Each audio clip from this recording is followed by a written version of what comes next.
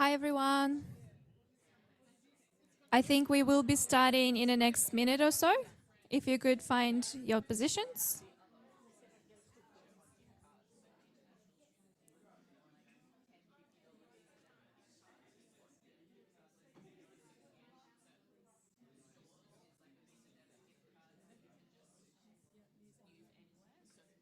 Sorry.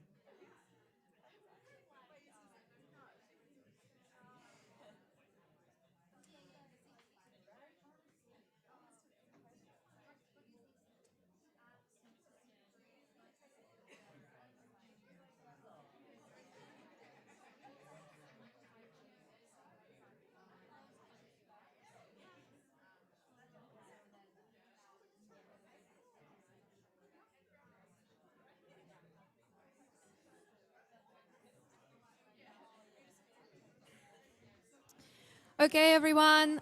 We will be beginning shortly. Thank you for your patience for everyone online as well. Just wanted to check with our online audience. Can you hear me? Just want to, yep, thank you so much. Wonderful.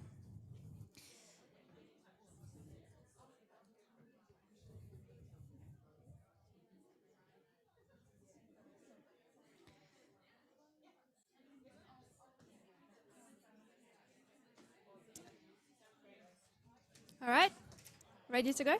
Okay.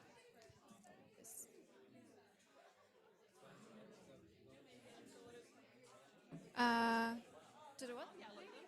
It's okay, it's okay. All right, everyone, thank you so much for your patience and for staying with us for the whole day. This is last part for today, which we are very excited about.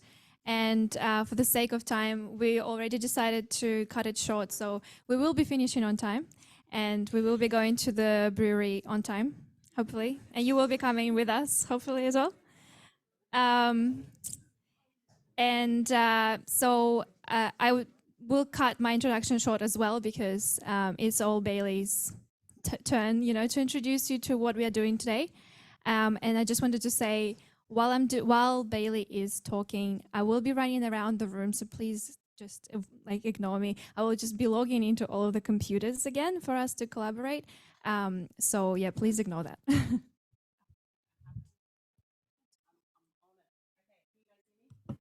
This one seems a little weirder. Oh, there we go. Okay. All right. So when we were kind of talking about this workshop idea, I get some harebrained schemes in my head at times.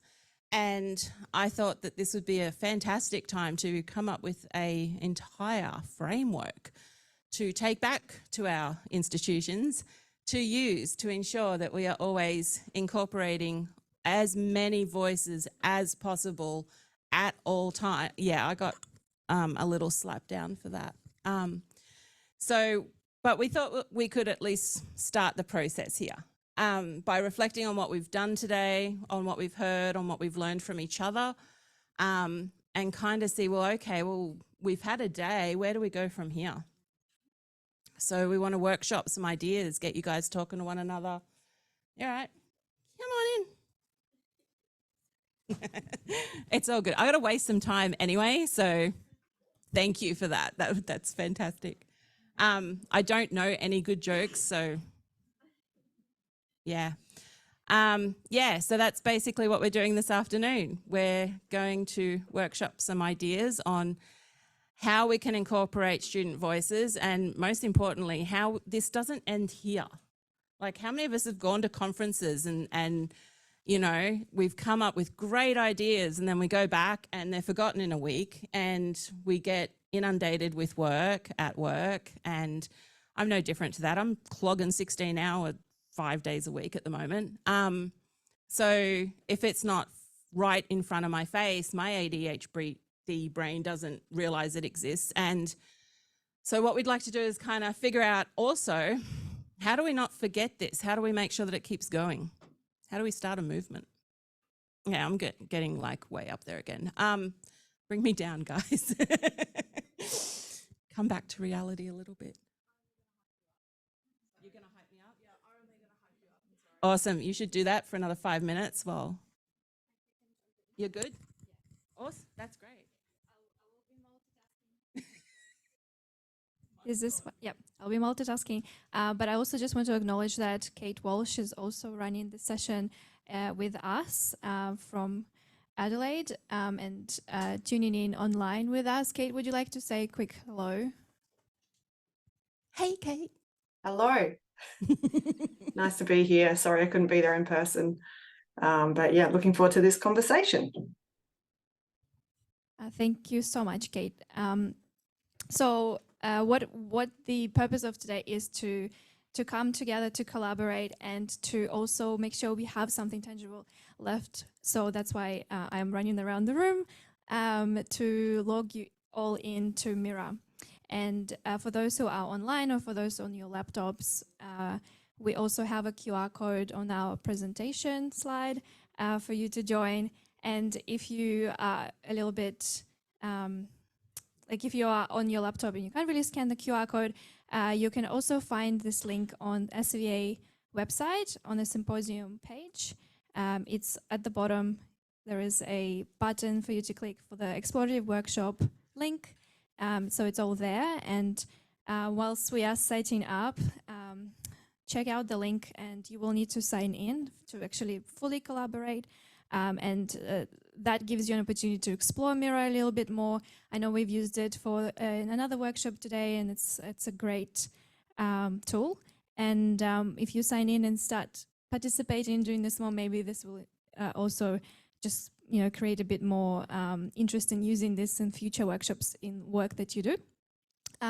So give us like maybe 2 more minutes to log into Mira, and we will start. And while we are also all doing that, keep in mind that this is a reflective workshop where we will be kind of like discussing and thinking a little bit of what sort of light bulb moments you had today. And also maybe take this time while we are organizing ourselves to introduce yourselves to the table that you are with, just to, again, continue the networking that is happening today. Thank you.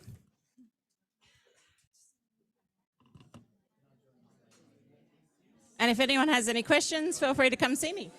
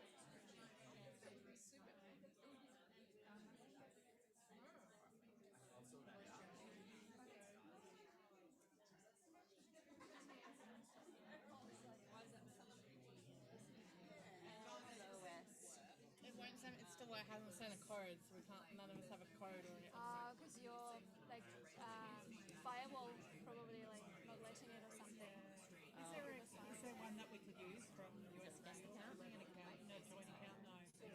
I also couldn't log in. It's like a delayed thing trying to send the code through. I work around that unfortunately. Sorry. How did we get in last time? Last time it was different, like share. I couldn't for some reason share it in the same way. I'm not sure why. Can we do it on paper and maybe add it to the mirror board later? Yeah. I'll see what we have. Like I'll try to find some paper. Yeah. Did not prepare enough. Sorry.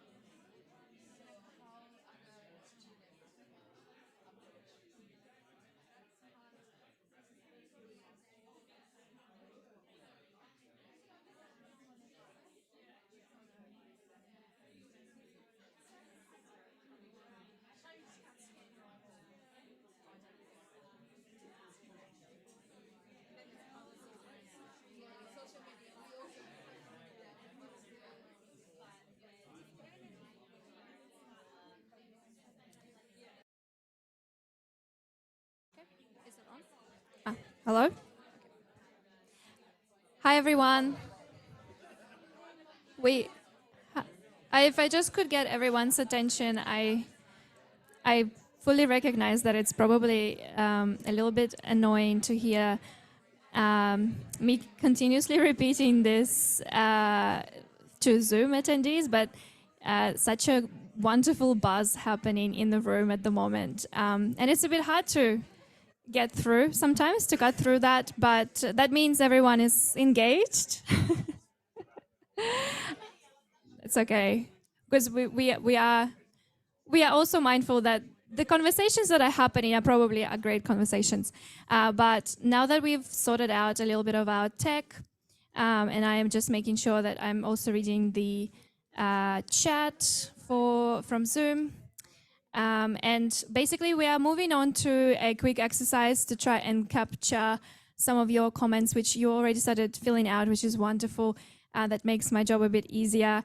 For those who are struggling to log in, it is a little bit of a new lens for me as well with Mira. So I guess if you are not able to log in, just let us know, pass it on to someone who can log in, and let's try and capture that in Mira and troubleshoot as we go. So on the screen in the room or on your individual screens, I'm sure you will be able to see. Are we able to also share that screen into Zoom, or is that a little bit of a trick? Yeah, so we might just share a screen so everyone can see our Mira board and what inspired us to sort of organize it in this way.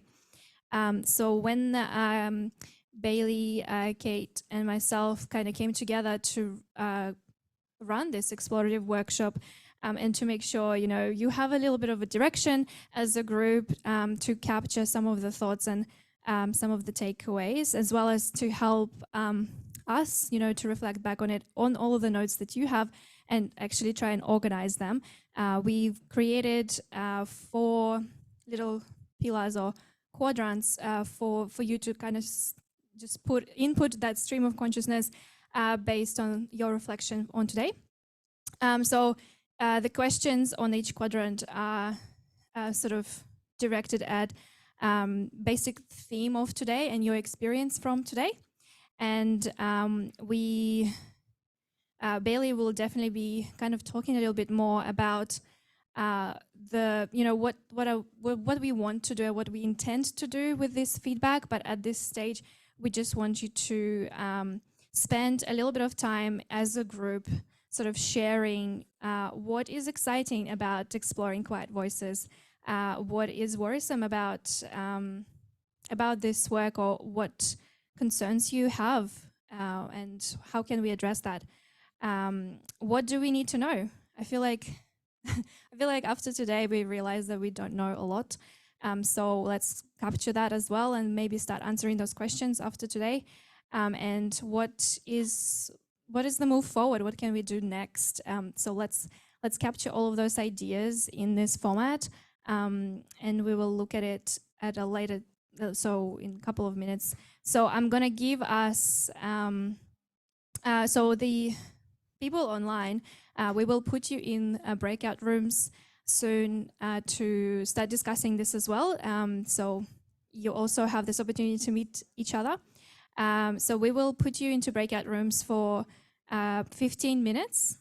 And in 15 minutes, we will come back to have a quick reflection and share what you have discussed. So we'll ask a couple of people to speak on behalf of their group to kind of share what you've added and why. We will be finalizing the session after that. So we'll still be meeting our time frame for this workshop. So in 15 minutes at, Brisbane time, it's 2:45, we will be back. And yeah, please enjoy the conversations, please enjoy the discussions, and we will see you soon.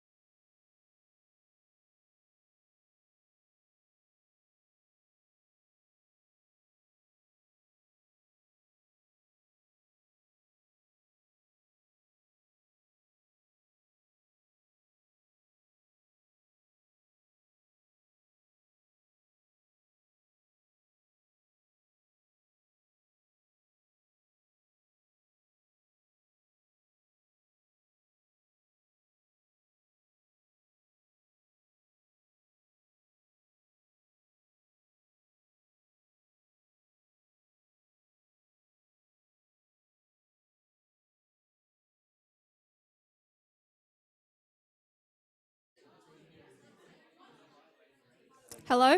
Can you hear me?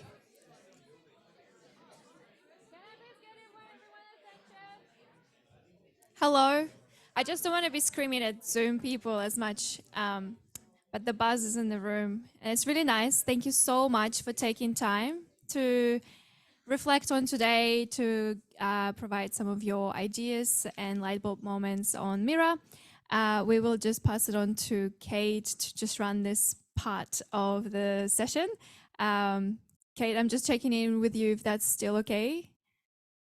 Yeah, look, it's slightly weird to be facilitating when I think the buzz is in the room and I'm not in the room. So let me just have a look at what's been written up on the board, but I might ask some people in the room to actually share, and anyone online that wants to share, because I was just in one small conversation, which happened to also be with my colleague. So I haven't really had the opportunity to kind of hear about what's being said, but let me just quickly reflect on what's on the Miro. There's lots of great commentary.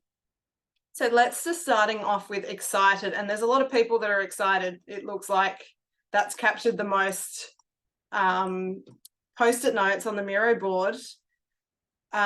People have enjoyed the no-nonsense approach of some of the speakers, which I absolutely have too, because I think the authenticity that shines through is what we need to create space for more and more. And that's actually key to creating spaces where people are able to feel comfortable and be themselves and be accepted, and then have a more authentic experience within their institutions and in connection with other people. The more opportunity there is for people to be themselves and not have to conform to being a particular way, the more progress I think we'll make in this space. So I think that is a really great point. There's a lot of people talking about increasing opportunities for students. It's good to see that there are like-minded people who want positive outcomes. Being in a diverse environment, you learn from different perspectives, which is absolutely true. What else is there? Acknowledging capacity that already exists, both from a student and institutional capacity. So that's definitely a strengths-based approach. I think it's good always to consider who's already doing the work, and that people bring their lived experience and their expertise to these conversations all the time. So we're not starting from scratch, which is really great.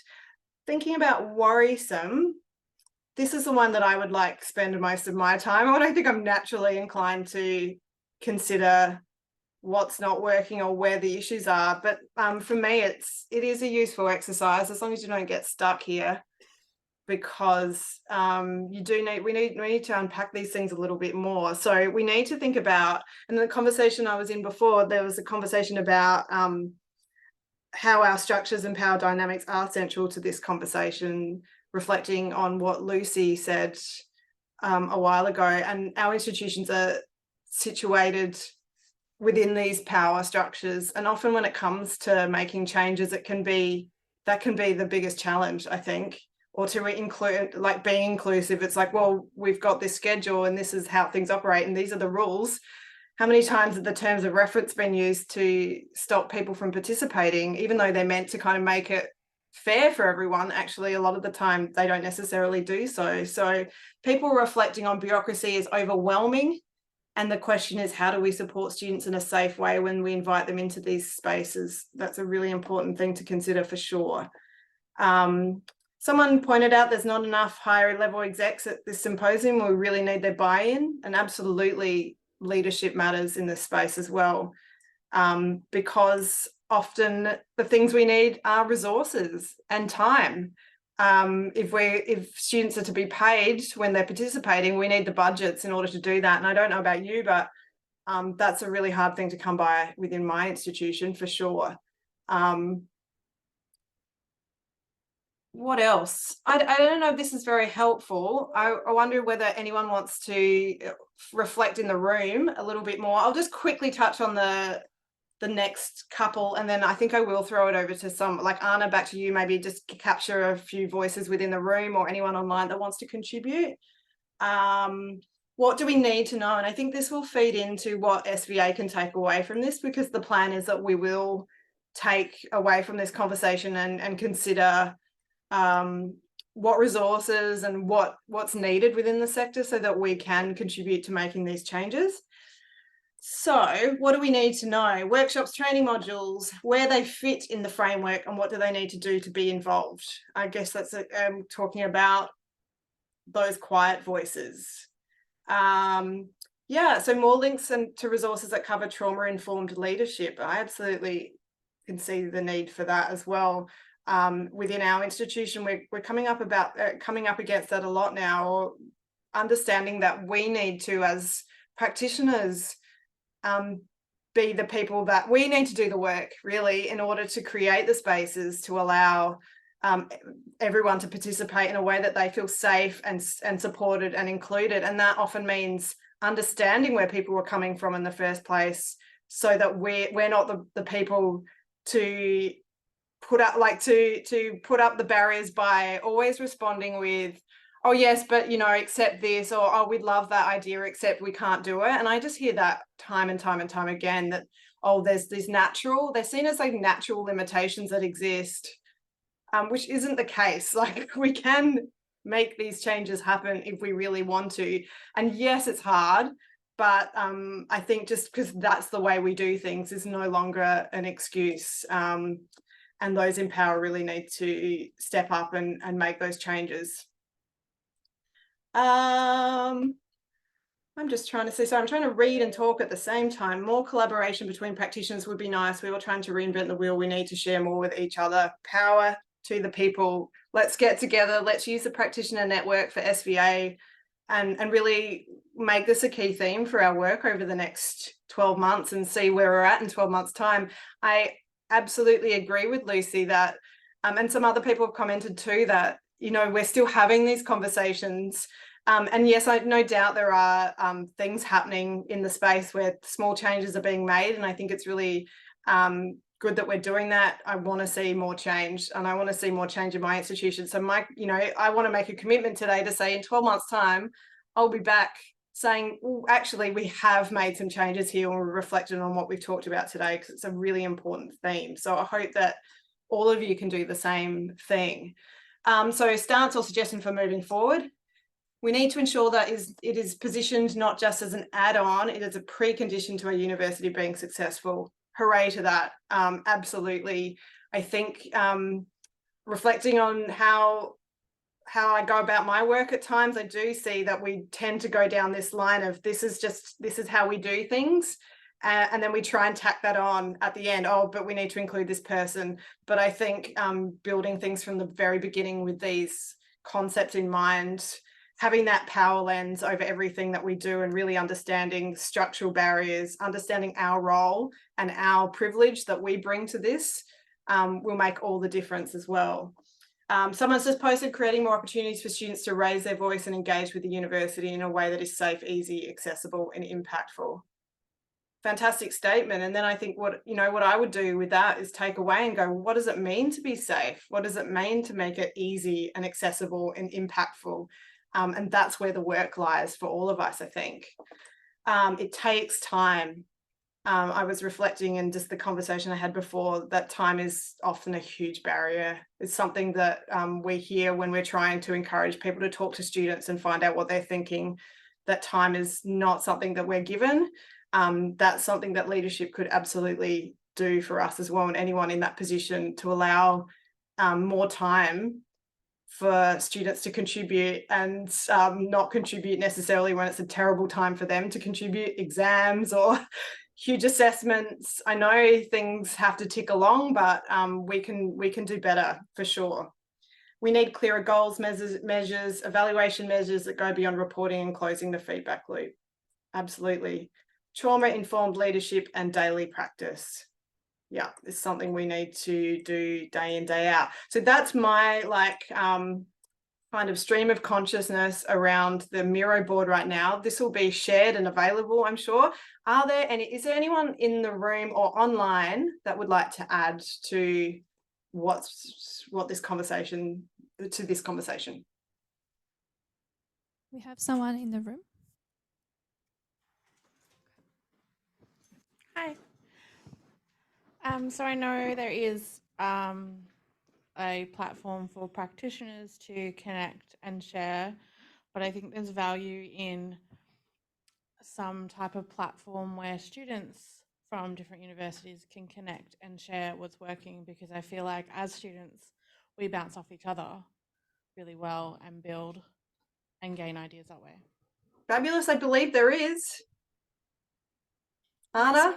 we have a student network that runs sessions almost every month. Sorry, I'll just grab this. And I definitely welcome you to join us next time. And we also have a Students with Disability Leadership Collective that is founded by Bailey, that also meets 4 times a year, and it's for students only. So let's start there, but we also definitely next year will be advertising more opportunities to come together. So look forward to that. Is there anyone in the room that, oh yeah, we have one more in the room. You can just throw this one. Can I just add on to that and say, if you're not part of the SVA working operations group or practitioners network, that you take that as a big ticket item to do. The networks that Ana run, and obviously the operational group, is a real process for change. So, you know, looking at these items, that'll be unpacked as part of this process. And the operation working groups, which look at resources and look at structures and look at what they can do in a real practical sense, is the way that we'll be able to shape what this looks like. So that's my plug. Come and join the operational group, and we've got working groups that are on the back of that, and come and be the change that we're talking about here today. Thank you so much. Is there anyone online that would like to say? Yeah, I think Elizabeth. Yep. Hi there.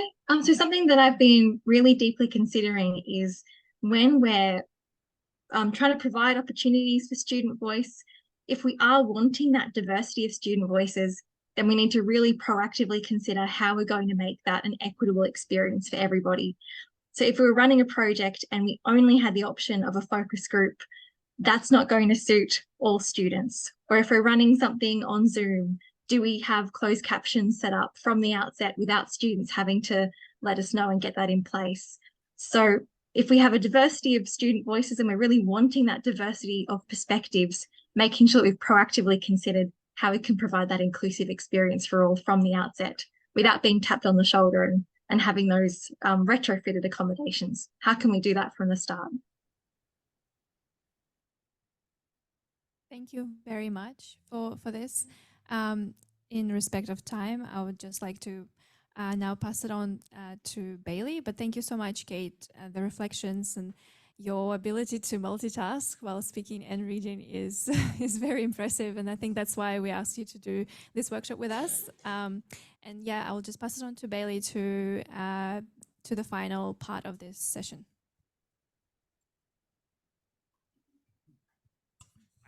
Thank you.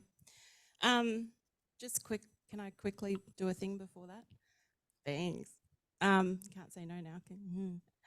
So we've been talking about trauma-informed things today.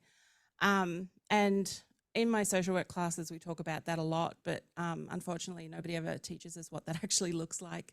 And I've thankfully been able to learn in other areas. I've been a student rep at a couple of universities now.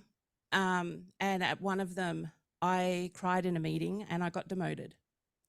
I cried because I was going through a traumatic experience in the meeting that came back to my, yeah.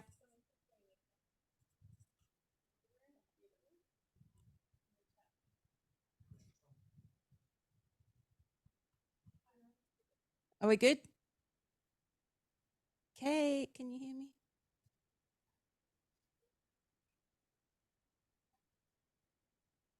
Should be good? Okay.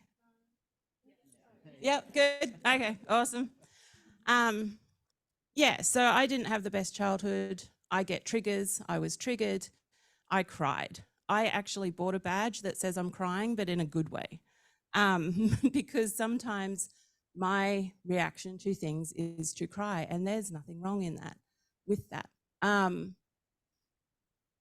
I use that example because trauma-informed care would have been, instead of just saying, okay, well, you're not handling the situation, we're going to try and do our best to protect you. And it was with good intentions, right? So don't get me wrong, like they had my best interests at heart. But instead of that, if you're not, it doesn't matter if you're not, like you're never going to be, talk to the student, right? That's your first step, I think, with anything trauma-informed. If something's coming up that you're not sure what's going on, talk to the student. We're not going to break, not entirely. We're not going to break, okay? So chat to us, find out what's going on, see what you know, say, how can I help? What can I do? What can we do? What do you need? That kind of conversation, yeah? So just to, I don't know, we talk about trauma-informed a lot, but nobody tells us what that is. So that's a very small kind of thing, but that's a conversation that I encourage you guys to have as well at your institutions, because again, I'm no expert on that at all. That is not my area. So yeah, have those conversations, figure out what that means, please, because we need a lot more of it. But anyway, okay, to get back to my actual job here. So the questions we have for you now are, what can SVA provide going forward to help progress this work? So thinking about that in the future, and kind of get back to us and say, hey, we could use some help with this, or we could use some help with that, or you want to hit up disability or intersectionality, you know, give me a buzz. I can also do a bit of gay and trans. My daughter's better with the trans than I am. So talk to each other, yes, but yeah, also come to us as well, SVA, us.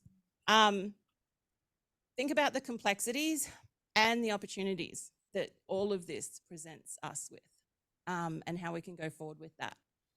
And keep talking in future meetings. Bring this stuff up. Keep talking about it. Don't let it die, please. Keep going. Do the good work. Anything else? Fantastic. Thank you so much, Bailey, and thank you, Kate. Thank you, everyone, for the session. And we are moving to the final part of today. But before we do, I genuinely just want to thank Kate and Bailey for running this workshop. So let's